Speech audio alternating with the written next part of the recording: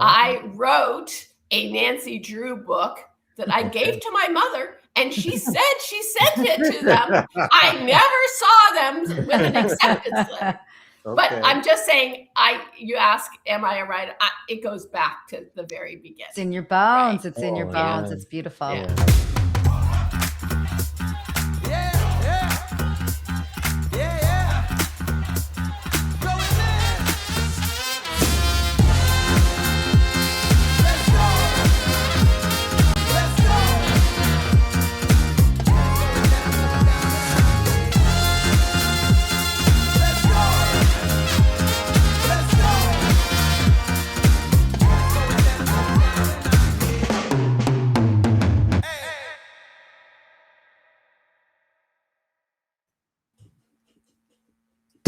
Welcome to another episode of Adventures in Business Live. Mandi, how are we doing today? Hi, Amani. Happy Friday. Happy May 15th.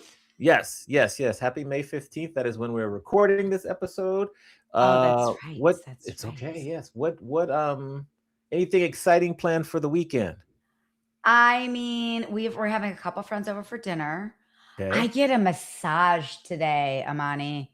It's been a while. I couldn't get one because of my little shoulder injury, but today's the official day. I actually was allowed to do overhead presses today, which is good. And I didn't hurt it. Yeah. And I get a massage today. Yeah, it's going to be a mellow weekend. I'm about to be on the road a lot from May 21st until June 11th. Okay, on the road. On the road. So well, we were on the road together last week. I have to compliment you, Mandi. It's been 3 years since you've been on your special plan for fit, and you look amazing. Like the progress you've done is very inspiring. So I have to compliment you because it's like you're a totally different person. Thank you, Amani. Well, I feel great, and I can breathe great, and I can sleep great, and my perimenopause symptoms aren't as severe. I mean, to me, people are like, you look great. I'm like, yeah, but let me tell you how I feel. Because that's what really meant. Like my knees don't hurt as much, like the little things. So thank you for saying that and noticing. I really appreciate it. Yeah. And thank you for showing up to my sweat working at 6:30 in the morning. Yes. I know that is not your jam, and I appreciate you getting up and joining us. That was pretty awesome. Yes, that was good. I will come back each time I'm available to, whenever you're hosting it. So it was fun. We got to walk through the streets of Pasadena, see the Father of the Bride house. It was fun. Yeah, we hit the streets. All right, what's going on with you? Are you DJing this weekend? What's happening in are you gonna have pancakes? Like, what's going on? So the semester ended. So now I have this week to grade papers. So I'm grading papers. I'll DJ. Once I finish grading papers and I turn it in, then I'll go get some pancakes as a treat. So yes. Don't forget to celebrate your mini wins, Amani. I feel like it took you a long time before you got your pancakes after you got that best-selling title on your book. Okay. Yes. Urgent pancake celebration. Urgent pancakes. Today we have a guest. So I want to bring to the stage. You know, it's I could talk for 5 or 10 minutes to introduce JT Long, but it's just, you know, she does so much for our industry, so influential, so smart and wise. I figure let's just bring her to our stage and then we can kind of talk from there. How about that? I love that. Sounds great. Okay, so there you see. We'll give JT a round of applause. Hi, JT. Nice to meet you. Yes. Thank you so much for inviting me. We are happy to have you here. I figure, why don't you share with the people what you're looking forward to next week, because we have another great experience happening next week, and just so you can share that, and then I have a question to open us up with. All right. Well, I'm actually recording this on site from our event in Palm Springs. We're at the brand new Thompson Palm Springs. It's our executive experience, and we are so excited. This place is beautiful. Mandi was saying earlier, it looks like you're in an all-inclusive resort in Mexico. It's the whole mid-century modern vibe, and it's everything. Good. Okay, so good luck with that event. That's the first one this year that I won't be at because of the space forever. But you have my good friend Marvelous Mark that'll be there as one of the keynotes. So you're in great hands there. When you think back, what was the first event or job you had in the hospitality industry? In the hospitality industry. So I've been an editor for 30 years. Yes. And just about, I started in weekly newspapers, but just about every magazine publication I've had has put on events.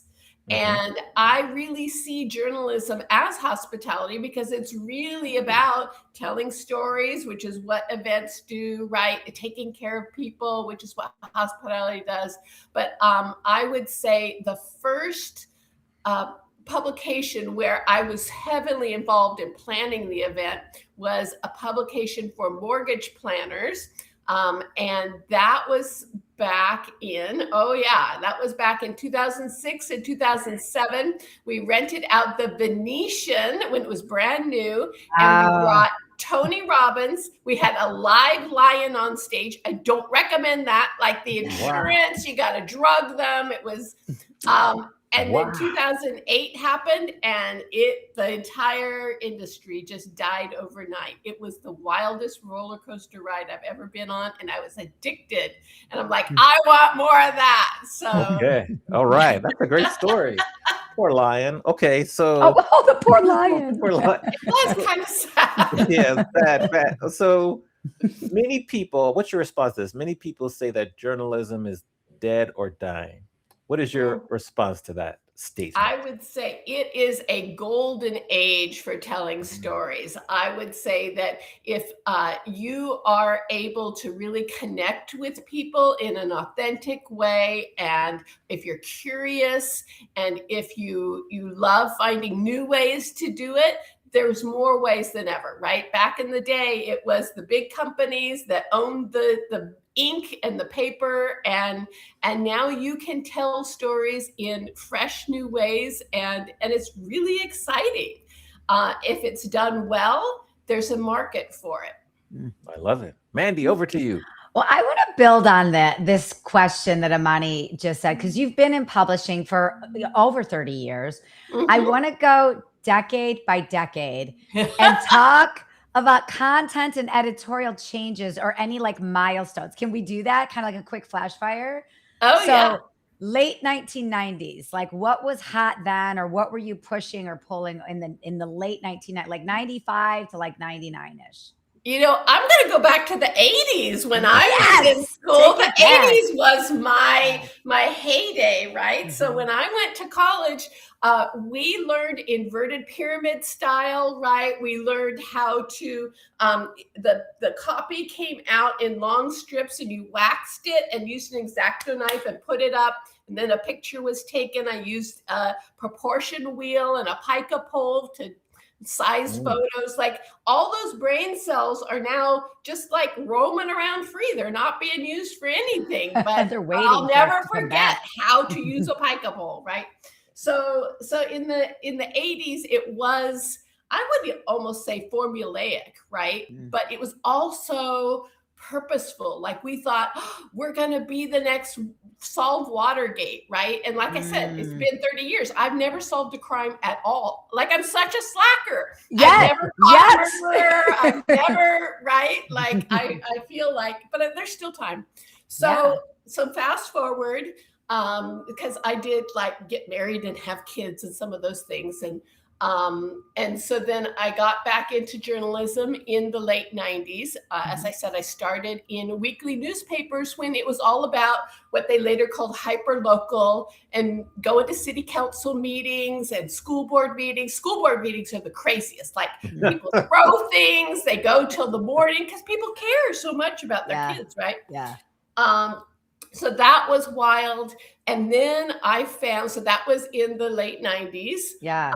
And we were over the blue eyeshadow and the shoulder pads and all of that. Back now though, but the hair teased up. The Aquanet, yeah. Yeah. Oh yeah. That was, I loved my Aquanet back in the 80s. Too. My lungs didn't, but I did, yeah. The greenhouse gas, yeah. That's right. So then, in the early 2000s, that's when I discovered magazines. I was at a city magazine, and then B2B. And B2B is the best because what it does is it allows you to speak to your audience knowing they have a certain level of education and knowledge about the topic, right? if you are writing for a newspaper, you usually have, we used to call it 9 inches, right? And you have to in the first paragraph to tell who, what, when, where, why, and then a little history of whatever the issue is, and then you tell what happened. So then come 2000s and you have digital, and you're able to slice and dice, and you have to catch their attention right away, right? So now that's all turned on its head, right? You can assume that they already know what a BEO is. They already know, that it's really hard to get feedback or whatever the issue is that you're writing about. And then you can get right into the meat. You can, talk to the experts about it. And you can do it in a way that has links so that they can see the past 10 stories you've written about. And so it's much more interactive. It's much more like a conversation now than it was when I was first getting into this crazy world. So I think, as I said to Amani, it's getting better every day. I love being my age. What about attention? Because we all say like we're in the attention economy, the power's in our pockets, everyone's on their screens. How are you grabbing attention now? What's different about how you're getting attention now versus before? Yeah, again, I would say that it's gotten better. So back when it was a newspaper or my city magazine, I have 916 roots. I came from Sacramento. I covered the state capitol for a long time, lots of governors. And basically someone had to either have the newspaper delivered to their front porch or go get the magazine if they subscribed out of their mailbox or on a shelf somewhere, and intentionally go get it. Now I can seep into their phone in an Instagram post. I can email them. I'm on, the people that are coming to this event are getting stuff that's texted to them, right? Like I can be an integral part of their day in ways that I couldn't before. Right. So I would say, yes, they're not reading an entire magazine, but how much of that magazine did they read? Or an entire newspaper? How much did they read? We don't know. Now I know not only how many people read whatever I wrote, but how long they were on it, often who it is. And then they can respond to me and say, hey, this person is really, an expert on this, but have you considered that? Right. And it's just much more personal than it was before. And I love that. And okay, this really spoke to people and I didn't expect it, or this is going to be good, but I didn't expect it to be as amplified as it was. Yeah. The measurements, I'm sure, make it a little bit easier too. I love that. I have to tell you, you just said something that reminded me of something. I still, to this day, love getting a magazine and just sitting down like on a Sunday and reading it cover to like, I love reading how people do their ads. I love reading ads. I love reading the article. I like to highlight it and like rip things out and put it next to my computer.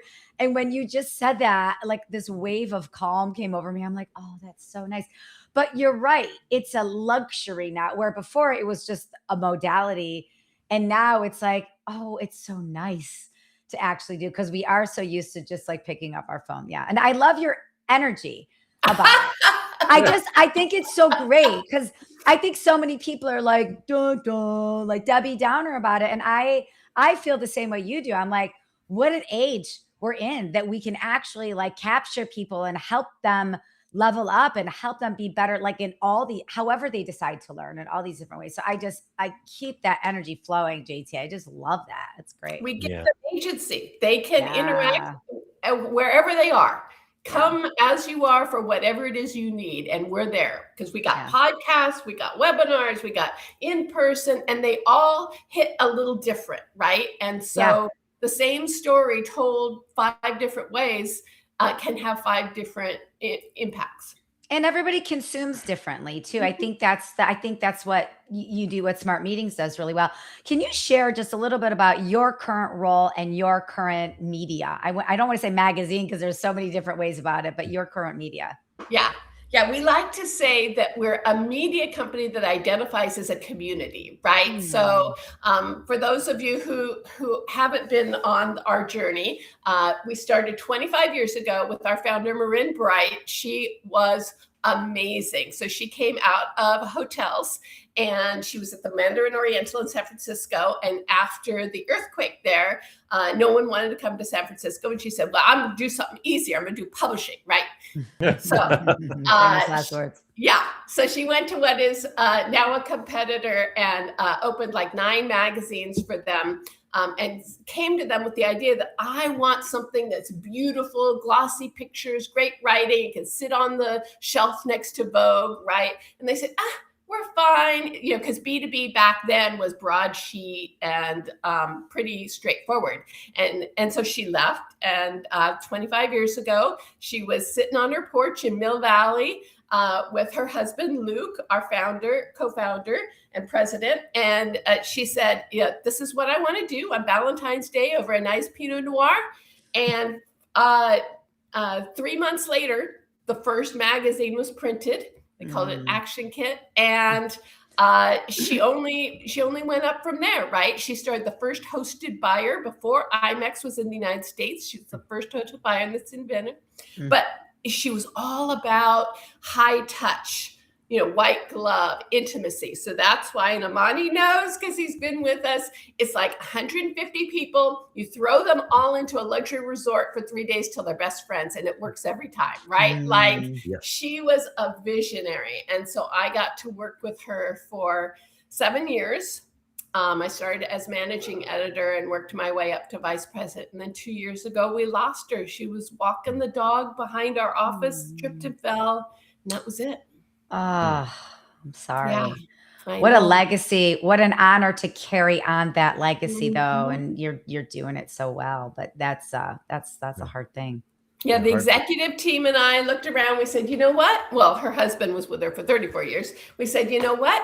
We've been around her for 100 years collectively. She would want this to keep going. And the thing about Marin, because she was always innovative, she was hungry. I mean, this woman was intense and bright and brilliant and visionary. And so she would not want us to just shrink wrap what we were doing and just, stay on that track. She would want it always new. So every year we're launching a new division. We launched it. Amani helped us launch the Sunrise Raves, right? So starting the day off with energy and music and excitement. And so we've just been doing it not the way she did it, but in the spirit she did it, right? It's beautiful. What a way to honor her and the growth of the Smart Meetings magazine. That's beautiful. Yeah. Before we kind of continue with the future talk, many people might not realize that you've written books on motivation and management. Can you talk about that and what's your next book going to be on? Great question. So first of all, so as a journalist, I was, when my kids were young, I was a freelancer. And so I wrote for engineering publications. I wrote for FinTech. I wrote for lots of different publications. I also ghost wrote books for people. But I wrote a book about publishing. And then I wrote a book about diversity management with a VP from Hewlett Packard. But in the through line for all of that was really about just helping people find what was authentic and worked for them. And then just talking, because the great thing about being a journalist, you talk to so many smart people. And then if you only have, again, what I used to call 9 inches, but 800 words, 1,000 words, you can't tell the whole story. So a book allows you to say that. And I had a whole process that was, you start, if it were a PowerPoint, and then you make each slide a chapter, and then how you fill that out.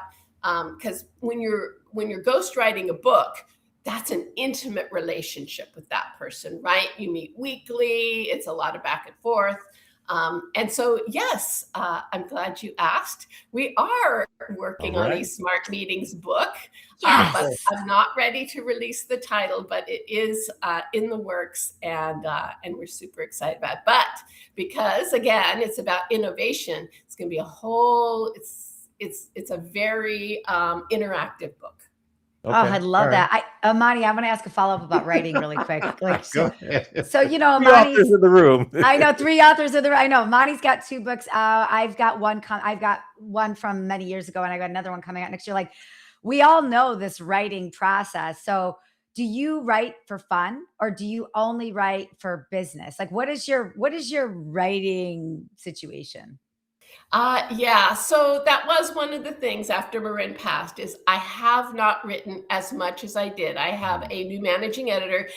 Shout out to Kate Zaliznak. She's the best. Go, Kate. And so she puts the magazine to bed, manages that whole process. I still get super excited. I sit on the brainstorming calls. I have 5 fabulous editors.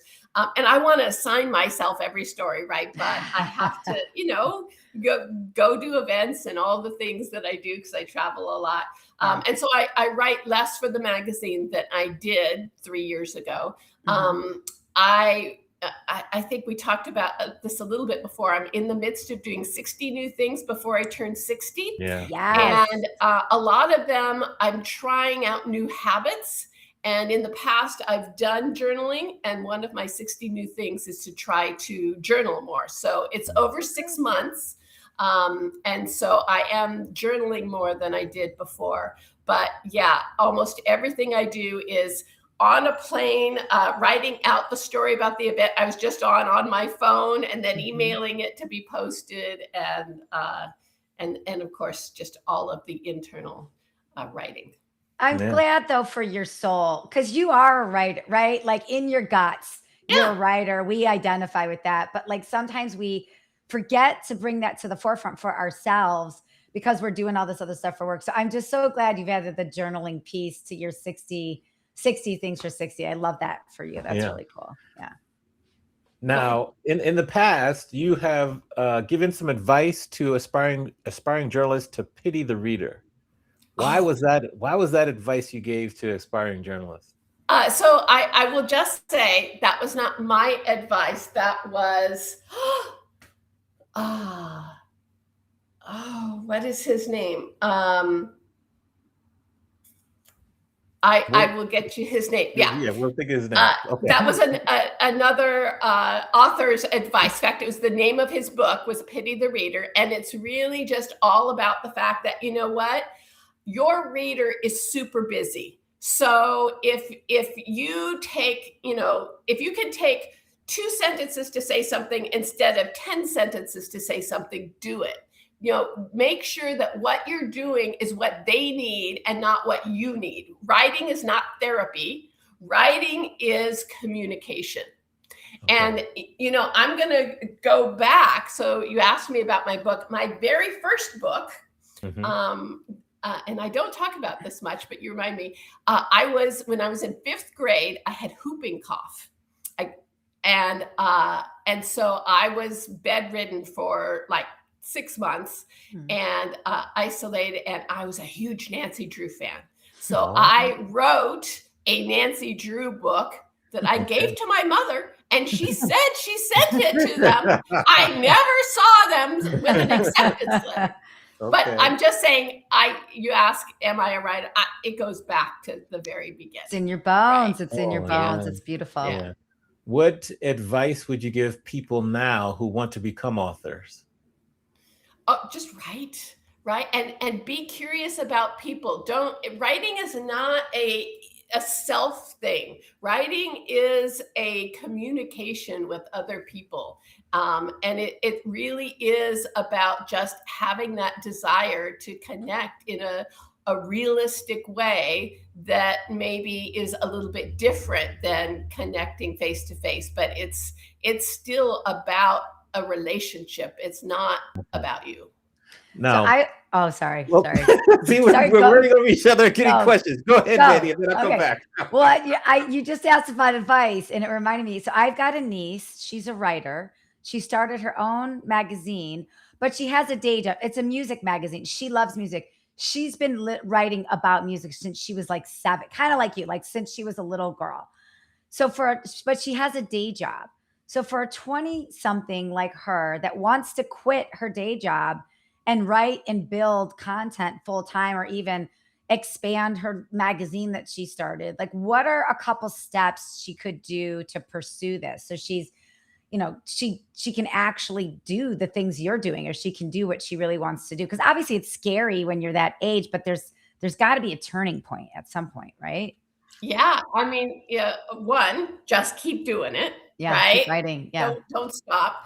Two is, reach out and connect. There are associations for writers. I am part of the Business Editors Association, but figure out where your people live. Is it Substack? Is it Medium? Right? Like, and figure out ways to talk to other people that are doing this. Mm-hmm. And then, you know what? And this is the name of the show here. It is a business, right? Mm-hmm. Like, I'm not sitting out there writing poetry, which poetry's great, that I think is fabulous. I have to think about the business of getting paid to do what I do, because I do eat, I do have a home, I do live in the Bay Area. That's not cheap. Yeah. Yeah. So you do have to think about the business side of it as well. So I think really being cognitive of what it is that's going to fill a niche that's not out there anymore, and then just keep doing it and talk to people about it. Simple, great advice. Thank you. Yeah. Send me your niece's book on music. I work at Music, Mandy. Like, just why have we never talked about it? It's an online, like, JT, you're really bringing us together. Amani and I have been doing this 4 years. This is hilarious. We've been doing this 4 years. And one of our other nieces, her little sister, actually works for Amani and I. And I've never told you, she's got her cool, it's an online magazine. She covers bands. I will send it to you, Amani. I'm so sorry. Gosh. So, JT, are you going to WEC in San Antonio? Will you be there, or? I am actually one of the commentators on stage during the keynote. So they're going to do a little view thing with 3 of us up there talking about what it is. They've never done it before, so I don't know why they thought I would be a good person. This is good. The reason I'm asking is I'm doing a breakout, one of the larger breakouts on writing. So I'd love for you to be there, because I might call on you from the audience for some advice. So, I got my plant here. You got a heckler. Yeah. Send me the time. I'm a commentator, official. Yeah. Kurt Vonnegut Jr. Huge Kurt Vonnegut fan. And that was his book, was Pity the Reader. And it's a book about his writing style. And he's just fabulous. I'm going to read that. I love stuff like that. Okay. It's good call out. We're going to flip the script now. We're going to let you ask both myself and Mandy any question you want. Nothing is off limits. So you can figure out what the question is and who you want to ask the question to first. Yeah. So I get to ask both of you, right? Yes. Separate questions. Okay. Whatever you want. I'll start with Amani. Okay. And because you have done such a great job of really talking about the psychological, emotional, cognitive power of music at our Sunrise Raves, I want to know, Amani, what is your chosen walk-up music and why? Okay. So I'll give you two choices. I love Eric B. and Rakim, Paid in Full, because we always want to be paid in full. It's hip hop. I love it. It reminds me of my youth, so I do that one. That's one. Then, if you noticed, last session when we were in Boise, great city, by the way, we were in Boise, I picked Mariah Carey, Fantasy. And I'll always pick a Mariah Carey song because I'm a big fan. You can see her posters right there. And I just think she took me through my entire childhood, through adulthood, with so many ups and downs. So I always like to kind of pay tribute. It could be a slow jam. I would be tempted to do what like David Stevens did and play a slow jam when I walk up stage. Love takes time. Do it, Amani. So mess with people's minds. Yes, exactly. So those would be my two. But I would do like Fantasy. I do the chorus for Fantasy. That's a popular one. Everyone knows that they can sing along. So those would be my two choices. I love that. All right. I'll keep that in mind for the next time. Yeah. So, Mandy, you and I talked a little bit about going through the decades and the Hairspray and this. Still got the side part, whatever they say, right? So, for you, what is the ultimate decade in publishing, in writing, in communicating, and storytelling, and why? Ooh, wow. I feel like we're in it. Like if I think about me as a human, I would say my 30s and my 50s as a human in publishing, storytelling, writing, all that. But like I really believe we are in it right now. And I'm like you.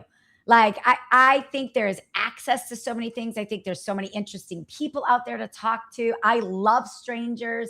There's so many strangers that are filling our feeds or filling our inboxes with really interesting stuff. And I think if we stay open to it, it's just going to get better. And I really appreciate the modality. Like I appreciate that like one day if I want to learn about somebody through YouTube, I can scroll. If I want to sit with and I love a book. Like I love a real book. If I want to sit with a book or a magazine, I can. All of those resources are available to us. And I think that part's only going to get better. So I feel like we're in it right now. Best of all worlds. We're living it. Yeah. Cool. Great questions. Now, if we were going to go back and talk to JT right as you're leaving high school, leaving college, give her advice based on everything you've experienced and learned since then. What advice would you give your younger self? Unfortunately, I think most people are like this, but I definitely was. You have to live it. You can't take someone else's, even your future self's advice, and you have to actually feel the pain. You have to go through the hard stuff. There was a lot of hard stuff, right? And so I guess maybe I would just say, not even that it gets easier, but you can do it, right? And each year, once you've lived through really hard things, then you're like, oh, well, I lived through childbirth. I lived through this. I can do that, right? Like I lived through starting a magazine and a company and a this and a that. Like if I can do that, I've done an event. If I can do an event, I can do anything, right? So I think that as you get more mature and seasoned, you just have a little bit more confidence. And I could tell her that. But, she'd take her Ray-Bans and she'd go, oh, Lady, what are you talking about? I got to go dancing, right? So I'm not sure she would listen, but that's what I would tell her.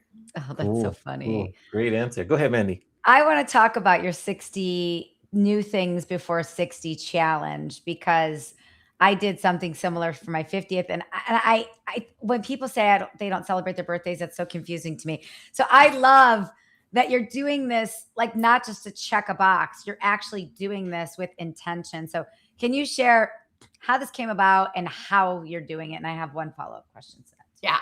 So I also did it when I turned 50, only I did it in 50 days, and that was way too aggressive. Oh, wow. So I'm like, I'm a decade older, and I've learned that I need to take the time, right? The other thing is that the most important part, or the most impactful part, I think, is making the list, because it gives yourself permission to switch into a mindset of looking for novel things. So, when you're deciding just where to go, you don't go to the place that you did before. You go somewhere new because your mind is open to that. So my son, Joey Long, is an economist. He's a consultant for the state of California. He's super smart, also super fun. I just love. Shout out to Joe. Hey, Joe. He says I use accounting tricks, which for an economist is like an insult. But some of the things I would do anyway, right? So I said I gave myself 6 new cities, right? So I went to Barcelona, I went to Boise, I went to Savannah. Obviously I get to do that for my job, so I'm super lucky. But when I'm there, I'm just trying to experience it as much as possible and have that experience, because I don't know when I'm going to be back in Barcelona, right? I put on the list 6 new books. I would read 6 new books in any 1 month period, right? That's just me. I do a lot of audiobooks because I commute when I'm at home. I have a couple hours in the car each day. So some of it is that, but most of it is with people. it's all about, so my daughter-in-law and I are doing fling golf together, which is supposed to be better for your body than regular golf because it doesn't hurt your knees or whatever. I took dance lessons, right? Just things that are outside of my normal comfort zone, but also with people, because I think sharing it is a big part of the fun, right? And enjoy it. Enjoy it. What was something you tried that you were maybe a little hesitant and you did it and you're like, I love, like, this is going to be part of my life now?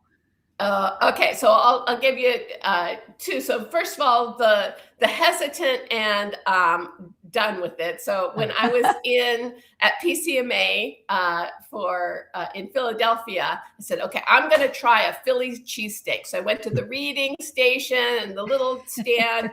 That was my first and my last Philly cheesesteak. That was too much. I'm like, wow. You say that and I'm like salivating. I'm like, that sounds good.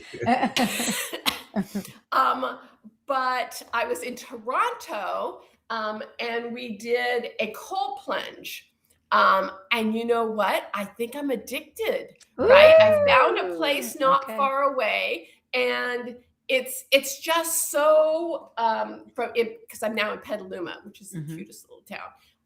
But it's invigorating. It's I absolutely loved it, and I thought it was going to be a one and done, and it wasn't. I'm so glad to hear that. Can I make two suggestions for the suggestion box?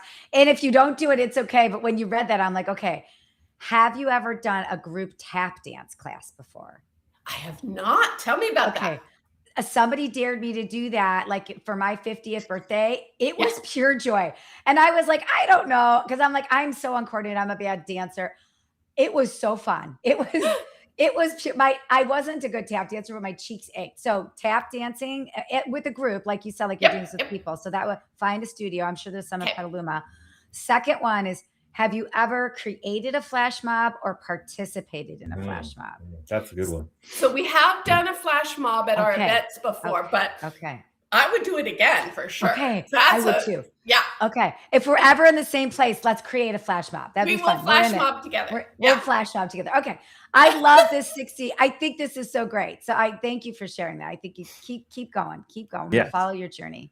Gotta have fun with it. Yeah. As we kind of close out, is there anything you want to share with us or the audience that we didn't ask you about? Anything that you wanted to share with us, or thoughts, or anything you have? The big thing, and I'm going to go back to Marin a little bit, because she impacted so many lives, right? And what happened right after she passed is that we were just scrambling. We were in shock because it was so sudden. She has a son who's 17, turning 17. And so we were just figuring out what to do. And a bunch of Smart Women in Meetings winners, which we're getting ready to do the Smart Women Summit, the highlight of my year in August in Las Vegas, came to me and they said, you know what, we want to honor her. So they came up with a Be Bright Together initiative, which was these butterfly pins. I took my jacket off because I'm in Palm Springs, but it has the butterfly pin on it. And it was all about reminding people to give compliments to each other while you can. Because she was always lifting people up, right? Yes. And this super bright butterfly, and it's all about be bright together. Say the thing, right? Don't just think, oh, you made a difference in my life. They probably know it. They don't. She didn't know it. Like all these people sent I had emails I still am out and about and people are stopping me and telling me the impact she made on their lives. She didn't know that. She really didn't. She would literally come to me and say, do people even know what I've done? Right? Yeah. She didn't know. So tell the people. And then the other thing that we always say as part of that, and Amani knows, is, you know what? You belong here. You belong in the room. You belong as part of the Smart Meetings community. You belong on this podcast. You belong wherever you find community. And this hospitality community is the nicest community I've ever been in. And I don't think it's just because it's 75% women, but that might be it. That's good. We get it done, yeah.